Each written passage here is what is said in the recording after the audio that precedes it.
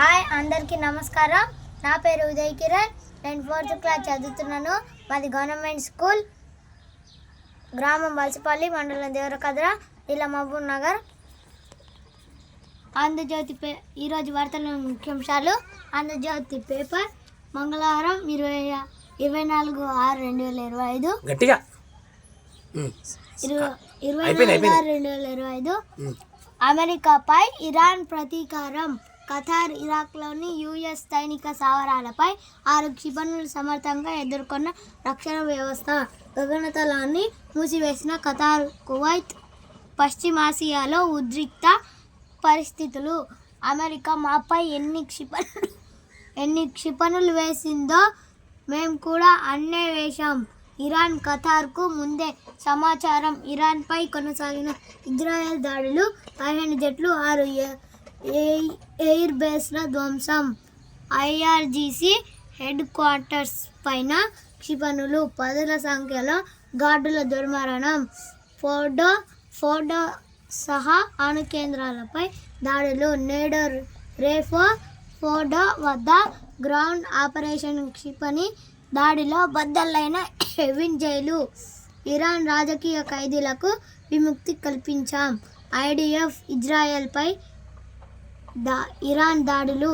Tel Aviv శివార్లను తాకిన ballistic క్షిపణులు. ఇజ్రాయెల్లో Russian మాట్లాడే వాళ్ళున్నారు, అందుకే తటస్థంగా ఉన్నాం. తనను కలిసిన ఇరాన్ విదేశాంగ మంత్రి అరాగ్జీతో రష్యా అధినేత పుతిన్. విమాన సర్వీసులపై తీవ్ర ప్రభావం. భారతీయులకు ప్రభుత్వం జాగ్రత్తలు. ఖతార్ రాజధాని దోహాపై దూసుకొస్తున్న ఇరాన్ క్షిపణులు. తాత్కాలిక బాధ్యతలకు నేను సిద్ధం. ఇరాన్లో ప్రజాస్వామ్య ప్రభుత్వం ఏర్పాటే లక్ష్యం. అధికార వ్యవస్థ ఏ క్షణమైనా కూలిపోవచ్చు. ఇరాన్ చివరి రాజు షా తనయుడు రెజా పహ్లావి ఒంటరైన ఇరాన్. కష్టకాలంలో ఆ దేశానికి అండగా నిలవని హెజ్బొల్లా, హమాస్, ఇరాక్ మిలిషియా వాటన్నింటినీ పెంచి పోషించింది ఇరానే.